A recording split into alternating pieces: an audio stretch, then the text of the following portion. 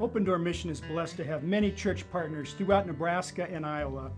Caring folks just like you are forming Loaves and Fishes teams that help prepare and serve meals to the hungry and the homeless, and the SOS teams that sort, organize, and shelf clothing and other donated items that will ultimately help lower income families remain in their own homes.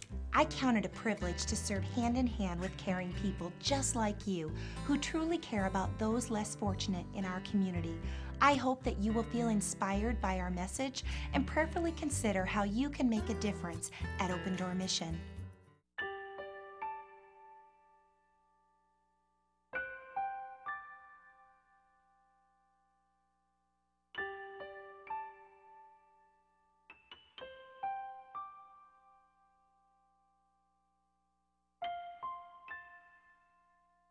When most people think of the homeless, they think of middle-aged men with alcohol problems. They think of men wandering the streets asking for money to buy their next drink. Those visions are hard to change. Today, men are still homeless, but so are many women and children. I ought to know. I was one of them.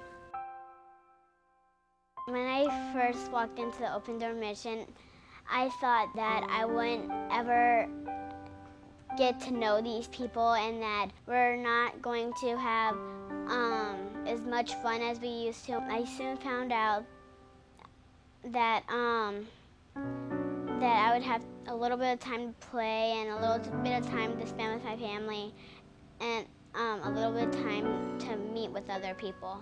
At first, the kids at school didn't know where I lived until one day my friend asked, "Where do you live?" And I told her that I lived somewhere sort of like an apartment. And she said, "What's it called?" And I said, "The Open Door Mission." And she said, "What is that?" And I said, "It's a place for people that can't afford homes and things like you can." Throughout the Heartland, there are 20,000 homeless men, women, and children each night.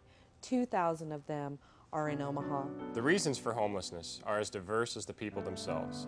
Lack of education and skills make it difficult to earn a livable wage, or they may be victims of domestic violence. No matter what the reason, they have nowhere else to turn. I should know I was one of them. In 2002, I found myself incarcerated. I had some DUI and some drug charges. Basically came down to facing the judge and going to jail or the program, the New Life Recovery Program at the Open Door Mission.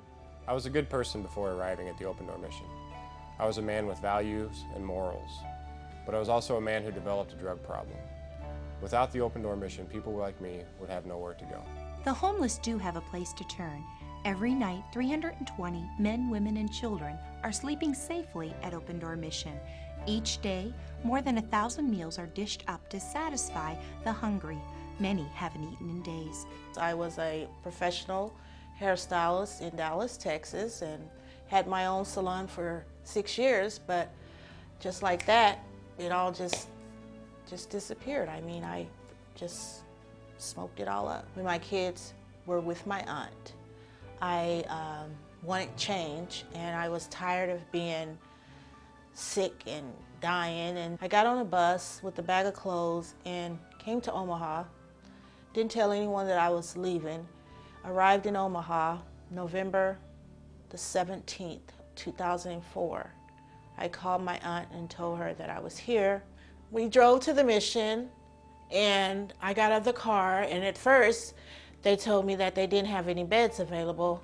And so I told the front desk that I wanted to be changed, that I was not going to be turned away that day because I didn't have anywhere else to go. I remember one of the staff people saying, "Well, wait a minute, let me check and see if we could place you somewhere." And so just that day, they had a lady who had left her bed, and so she had been gone a few days, and so they did have a bed available for me, and it was bed 5, and I will never forget that bed. When I first came to the Lydia house, I received basic food, shelter, and clothing, and the New Life Recovery Program. I also received education.